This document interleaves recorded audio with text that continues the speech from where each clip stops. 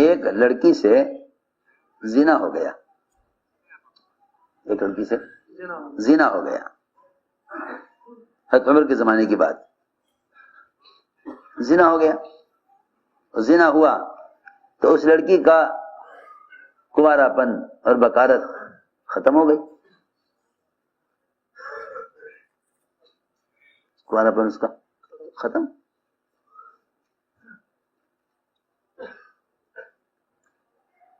لڑکی میں عیب ہو گیا۔ پھر کچھ زمانہ گزرا کہ کہیں سے اس لڑکی سے شادی کا پیام آیا، شادی کا پیام آیا۔ اس لڑکی کا ماں باپ کو خیال آیا کہ ہمیں اس لڑکی کی شادی کے بارے میں مشورہ کرنا چاہیے کہ بھئی لڑکے والوں کو بتا دیں کہ لڑکی کے اندر عیب ہے، لڑکی میں یہ عیب ہے۔ گئے حضرت عمر کے پاس، جا کے کہا مومنین ایک مشورہ کرنا ہے۔ کیا بات ہے؟ کہ ہماری لڑکی سے زنا ہو گیا تھا اور اب اس لڑکی کا کہیں سے شادی کا پیام آیا ہے، ہم سوچ رہے ہیں کہ لڑکے والوں کو بتا دیں کہ بھئی لڑکی میں عیب ہے، آپ شادی کرو یا نہ کرو، اس لیے کہ عقد ہو رہا، ایک معاملہ ہو رہا، لڑکی میں عیب ہے، ان کو ہم بتا دیں کہ لڑکی ایسی ہے۔ حضرت عمر نے فرمایا کہ اگر تم نے لڑکی کا حال میرے علاوہ اب کسی کو بھی بتلایا اور کسی کو معلوم ہوا کہ لڑکی میں یہ عیب ہے تو میں تمہیں اتنی سخت سزا دوں گا کہ سارے ملکوں کے لیے عبرت بن جائے گی۔ اگر تم نے لڑکی کا حال کسی کو بتایا تو میں تم دونوں ماں باپ کو، لڑکی کے ماں باپ کو اتنی سخت سزا دوں گا کہ سارے ملکوں کے لیے عبرت ہو جائے گی۔ اس لڑکی کی شادی ایسے کرو جیسے بہت پاک دامن، نیک طبیعت اور عفیفہ لڑکی کی شادی کی جاتی ہے، اس طرح شادی کرو اس لڑکی کی، اس کی شادی اس طرح کرو جیسا ایک پاک دامن، عفیفہ اور نیک لڑکی کی شادی کی جاتی ہے۔ اگر تم نے لڑکی کا حال کسی کو بھی بتلایا تو میں تمہیں اتنی سخت سزا دوں گا دونوں کو۔ چنانچہ عمر رضی اللہ تعالیٰ عنہ نے سخت دھمکی دی اس کے ماں باپ کو اور یہ فرمایا کہ اس لڑکی کے اس عیب کا کسی کو علم نہ ہو، اس کے عیب کا کسی کو علم نہ ہو۔ میرے دوستوں عزیزو، یہ سارے اصول اصلاح اور اجتماعیت کے لیے ہیں، یہ سارے اصول اصلاح اور اجتماعیت کے لیے ہیں، اس لیے کہ جو مسلمان کے عیب کو دیکھ کر دوسروں کو خبر کر رہا ہے اس کو ارادہ مسلمان کی ذلت کا ہے، اس کا ارادہ مسلمان کی ذلت کا ہے، اور اللہ رب العزت ان کو ذلیل کر دیں گے جو کسی مسلمان کو ذلیل کرنا چاہے گا۔ سوچنے کی بات ہے، جو اللہ کی مخلوق کی ذلت کا ارادہ کرے اللہ اس کی عزت کا ارادہ کیسے کر لیں گے؟ کسی مسلمان کی ذلت کا ارادہ کرے اللہ اس کی عزت کا ارادہ کیسے کر لیں گے؟ ممکن ہی نہیں ہے، ممکن ہی نہیں ہے کہ کوئی شخص کسی مسلمان کی ذلت کا ارادہ کرے اور اللہ رب العزت اس ذلیل کرنے والے کی عزت کا ارادہ کر لیں، ہو ہی نہیں سکتا۔ اس لیے فرمایا کہ اللہ رب العزت امت کی اصلاح کا کام ان لوگوں سے لیتے ہیں جو مسلمان کے عیب کو دیکھ کر چھپا لیتے ہیں، مسلمان کے عیب کو دیکھ کر چھپا لیتے ہیں۔ تو مسلمان کے عیب کو دیکھ کر چھپا لو، مسلمان کے عیب کو دیکھ کر چھپا لو، تو اللہ تعالی تم سے کام اس لیے لے لیں گے کہ تم نے اللہ تعالی کی ایک صفت، اللہ تعالی کی ایک صفت وہ تم نے وہ صفت تم نے اپنے اندر پیدا کی ہے، تم نے اللہ تعالی کی ایک صفت اپنے اندر پیدا کی ہے، اللہ تم سے اس لیے کام لے لیں گے کہ اللہ تعالی کی صفات میں سے ایک صفت ستار ہے، ایک صفت ستار ہے۔ اگر تم نے ایک مسلمان کے عیب کو دیکھ کر چھپا لیا تو اللہ تعالی تم سے اس لیے امت کی اصلاح کا کام لے لیں گے کہ تم نے اللہ کی صفت اختیار کی ہے، کیونکہ اللہ کی ایک صفت ستار ہے، وہ تم نے صفت اختیار کی، اللہ تعالی تمہارے اس صفت کو اختیار کرنے کی وجہ سے تم سے امت کی اصلاح کا کام لے لیں گے۔ عمر رضی اللہ تعالی عنہ رات کو پہرا دیتے تھے مدینے کی گلیوں میں،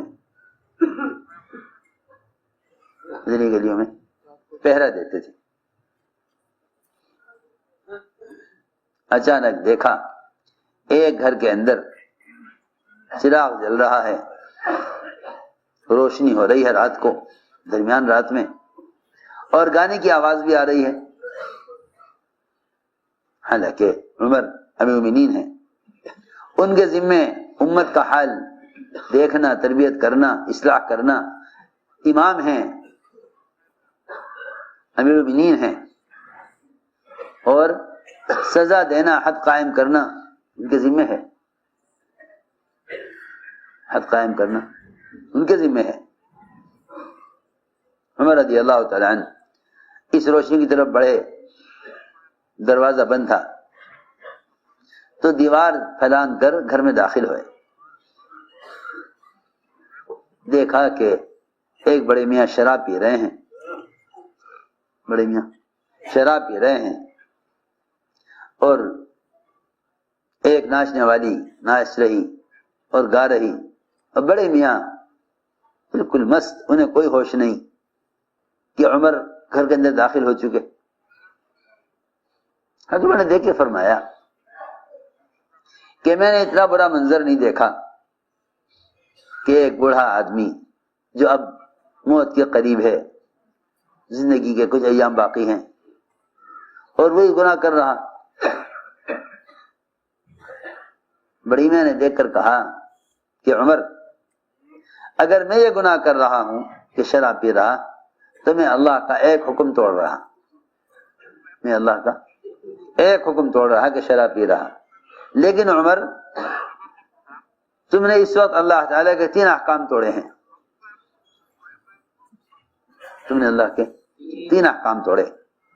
پہلی بات تو یہ عمر کہ تم نے گھر میں گھس کر ایک مسلمان کا عیب تلاش کیا، گھر میں گھس کر مسلمان کا عیب تلاش کیا۔ ایک دوسری غلطی تم نے یہ کی کہ تم گھر میں اجازت کے بغیر آئے، یہ بھی قرآن میں ہے کہ بغیر اجازت گھر میں داخل نہ ہو۔ تیسری غلطی تم نے یہ کی ہے،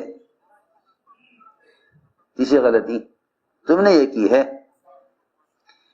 کہ دیوار پھلان کر گھر میں آئے، دروازے سے نہیں آئے۔ قرآن میں ہے وَلَا تَجَسَّسُوا، عیب تلاش مت کرو، عیب تلاش مت کرو۔ دیکھو اس کام میں لوگوں کے اندر خوبیاں ہیں، انہیں تلاش کرو، خرابیاں تلاش مت کرو، کیونکہ جو خرابیاں تلاش کر رہا ہے وہ فساد چاہتا ہے۔ ہمیشہ یاد رکھنا، مولانا صاحب فرماتے تھے یہ کام ایک چمن کی طرح ہے، یہ کام ایک چمن کی طرح ہے۔ چمن میں فرماتے تھے اس چمن میں شہد کی مکھی بن کر داخل ہو، اس چمن میں شہد کی مکھی بن کر داخل ہو، خنزیر بن کر داخل نہ ہو، کیا بن کر؟ سور بن کر داخل نہ ہو، بلکہ شہد کی مکھی بن کر داخل ہو۔ شہد کی مکھی کی تلاش وہ پھلوں کی، پھولوں کی اور رس کی چوسنے کے لیے ہوتی ہے، وہ دیکھتی ہے کہ مجھے انسانوں کی نفع کے لیے کیا کیا چیزیں، کن کن پھلوں سے رس چوسنا ہے، کیونکہ اس کا ارادہ عام انسانوں کو شہد کے ذریعے نفع پہنچانے کا ہے۔ جو کام عام امت کی نفع رسانی کے لیے ہوتا ہے جو کام عام امت کے لیے نفع رسانی کا ہوتا ہے اس کام کے کرنے والے خیر کے متلاشی ہوتے ہیں. اس کام کے کرنے والے خیر کے متلاشی ہوتے ہیں. جو کام شر کے ہوتے ہیں ان شر کے کاموں کے کرنے والے وہ شر کے متلاشی ہوتے ہیں. تو میری بات توجہ سے سننی ہوگی. سب سے بڑی خیر امت میں جو آئی ہے وہ دعوت اللہ کے ذریعے آئی ہے. اس کام کے کرنے والوں کے لیے اس کا تو کوئی تصور ہی نہیں کہ وہ شر کے متلاشی ہوں کہ شر تلاش کرو، شر تلاش کرو، ممکن ہی نہیں ہے. کیونکہ جو کام عام امت کے نفع کے لیے ہے اس کے کرنے والے خیر کو تلاش کریں گے، شر کو تلاش کرنے والے نہیں ہو سکتے. اور رہا خنزیر اور سور، اگر وہ کسی چمن میں داخل ہو تو اس کو پھولوں کی خوشبو سے اور پھلوں کی خوشبو سے اور ان سے کوئی فائدہ اٹھانے سے کوئی مطلب ہی نہیں ہے. وہ تو ہر درخت کی جڑ میں تلاش کرے گا کہ کہیں گندگی ہے یا نہیں، اس لیے کہ وہ سراسر نجس ہے. خنزیر سراسر نجس ہے. خنزیر سراسر نجس ہے، وہ گندگی ہی تلاش کرے گا، وہ گندگی ہی تلاش کرے گا. اور مومن کے سراسر پاک ہے، مومن سراسر پاک ہے، وہ خیر ہی تلاش کرے گا. منافقین کا کام یہ تھا کہ وہ ایمان والوں کے درمیان میں گھس کر ان کی کمزوریاں تلاش کرتے تھے. یہ منافقین کا کام تھا، ان کی کمزوریاں تلاش کرو، ان کی کمزوریاں تلاش کرو. یہ منافقین کا کام تھا. اس لیے حضرت عائشہ رضی اللہ تعالی عنہ پر جھوٹی تہمت کا جتنا شور منافقین نے مچایا، جتنا شور منافقین نے مچایا، منافقین کا سردار وہ اس مسئلے میں سب سے زیادہ آگے تھا. یہ بات دھیان سے سننا کہ اگر ایمان والوں کے درمیان کوئی بات پیش آئے یا نہ آئے، لیکن غلط چیز کو آگے بڑھانے والے ہر زمانے منافقین ہوا کرتے تھے. ہمیشہ یاد رکھیں، ہمیشہ یہ بات یاد رکھیں کہ منافقین آگے بڑھائیں گے ہر غلط چیز کو. اگر ایمان والوں کے درمیان میں کسی خیر کی کوئی خیر پیش آ جائے، اللہ تعالیٰ فتوحات دے دیں یا اللہ تعالیٰ مسلمانوں کے تعداد کو بڑھا دیں، تو منافقین ایسی خبروں کو چھپا لیا کرتے تھے، ایسی خبروں کو چھپا لیا کرتے تھے. یہ منافقین کا کام تھا مستقل کہ اچھی خبریں، فتوحات کی خبریں، اسلام میں غیروں کے اسلام میں داخل ہونے کی خبریں، ان کی جماعتوں کی نقل و حرکت اور ان کے ساتھ اللہ تعالیٰ کی نصرتوں کی خبریں، ان سب کو تو منافقین چھپایا کرتے تھے. اور اگر کوئی شر پیش آ جائے، کوئی نقصان ہو جائے تو اس کو منافقین پھیلایا کرتے تھے. منافقین اس کو پھیلایا کرتے، یہ بات پھیلاؤ، یہ بات پھیلاؤ، تاکہ عام ماحول ان کے بارے میں، اللہ اکبر، ملکوں میں جا کر کفار اور منافقین یہ بتلایا کرتے تھے کہ بھئی مدینہ میں تو آمد ہی نہیں ہے لوگوں کی،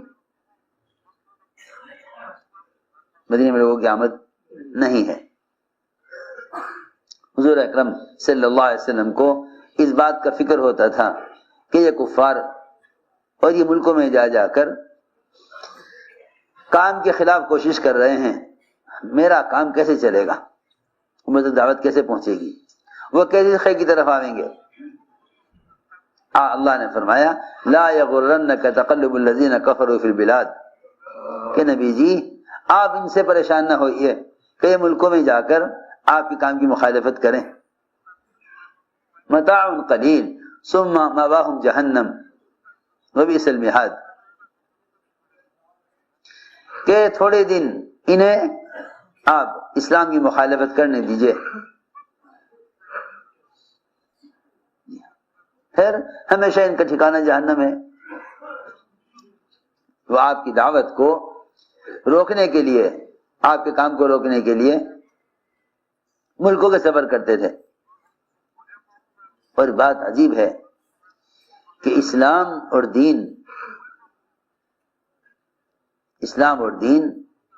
باطل کی مخالفت سے ترقی کرتا ہے. باطل کی مخالفت سے ترقی کرتا ہے. لوگ چاہتے ہیں کہ ہم موافق ماحول میں چلیں، حالانکہ اللہ رب العزت ہمیشہ کفر کے مقابلے میں ایمان اور اسلام کو قوت دیتے ہیں. عجیب بات ہے کہ اسلام کے پھیلنے کے 10 سال اور چھپ کر اور دب کر اور اذیتوں میں تکلیفوں میں کام کرنے کے 13 سال 13 سال مکی زندگی کے 13 سال مکی زندگی کے 13 سال مکی زندگی کے 13 سال اکثر مدت دب کر مخالفت میں تکلیفوں میں اکثر مدت گزاری. میں نے عرض کیا کہ اصل بات یہ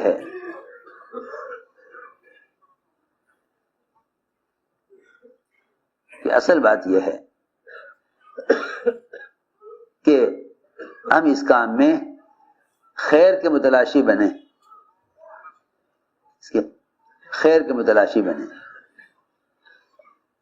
ہم اس کام میں خیر کے متلاشی بنیں. عمر رضی اللہ تعالیٰ عنہ گھر میں داخل ہوئے اور یہ گناہ دیکھا تو بڑی میاں نے کہا کہ عمر، میں نے ایک گناہ کیا ہے کہ میں شراب پی رہا ہوں. آپ نے 3 گناہ کیے، آپ نے 3 گناہ کیے. عمر رضی اللہ تعالیٰ عنہ اپنے گناہوں پر روئے، اس پر نہیں روئے کہ رعایا شراب پی رہی، اپنے گناہوں پر روئے. اور اتنا روئے اس گھر میں کہ عمر کی آواز ہچکے نکلنے لگی، آواز نکلنے لگی رونے کی. اس پر نہیں رو رہے تھے کہ میری رعایا شراب پی رہی ہے، اس پر رو رہے تھے کہ اگر اللہ نے عمر کے گناہ معاف نہ کیے، اللہ نے اگر عمر کے گناہ معاف نہ کیے تو عمر کی ماں اسے ہلاک کر دے، گم کر دے. باہر کھڑے ہوئے تھے دروازے کے باہر، گھر کے باہر عبداللہ بن مسعود رضی اللہ عنہ. حضرت عمر نے اپنے رونے کی آواز کو چھپانے کے لیے اپنے منہ سے دانتوں سے اپنی چادر کو دبایا ہوا تھا تاکہ رونے کی آواز وہ نہ سنے. پوچھیں گے کیوں رو رہے، کیا بات ہو گئی؟ چھپا لیا، کسی کو نہیں بتایا. عمر رضی اللہ تعالیٰ عنہ اسی طرح واپس ہو گئے. بڑے میاں نے عمر کی مجلس میں آنا چھوڑ دیا، بڑی میاں نے عمر کی مجلس میں آنا چھوڑ دیا کہ جب بھی جائیں گے سب کے سامنے بات کھلے گی. ایک عرصہ گزر گیا، پھر خیال آیا کہ بات پرانی ہو گئی، عمر بھی بھول گئے ہوں گے، چلو چلتے ہیں. آئے حضرت عمر کی مجلس میں، آ کر سب سے پیچھے چھپ کر بیٹھ گئے کہ عمر نہ دیکھیں، لیکن حضرت عمر نے دیکھ لیا. فرمایا بڑے میاں کو میرے پاس لاؤ. چنانچہ کہا گیا بڑے میاں سے کہ چلیے آپ کو بلایا ہے عمر نے. بڑے میاں کہنے لگے آج تو ساری مجلس میں اور سب کے سامنے بات کھلے گی، سب کے سامنے بات کھلے گی، سب کے سامنے بات کھلے گی، سب کے سامنے رسوائی ہوگی. بڑے میاں سوچتے ہوئے آ رہے تھے عمر رضی اللہ تعالیٰ عنہ نے اپنے قریب بلایا، قریب بٹھایا، اور عمر نے کہا بڑے میاں سے، بڑے میاں اپنا کان میرے منہ کے اتنا قریب کر دو کہ میرا منہ تمہارے کان کو لگ جاوے۔ حضرت عمر نے بڑے میاں کے کان میں کہا کہ میں نے اس رات کی بات کسی کو نہیں بتلائی، اس رات کی بات کسی کو نہیں بتلائی، اس رات کی بات میں نے کسی کو نہیں بتلائی۔ بڑے میاں نے کہا عمر اپنا کان میرے قریب کرو۔ بڑے میاں نے حضرت عمر کے کان میں کہا میں نے اس رات سے آج تک شراب نہیں پی، وہ رات جس رات آپ گھر میں آئے تھے اس رات سے میں نے آج تک شراب نہیں پی، کیونکہ اللہ رب العزت یہ دیکھتے ہیں کہ یہ بندہ اس کی اصلاح چاہتا ہے یا فساد چاہتا ہے۔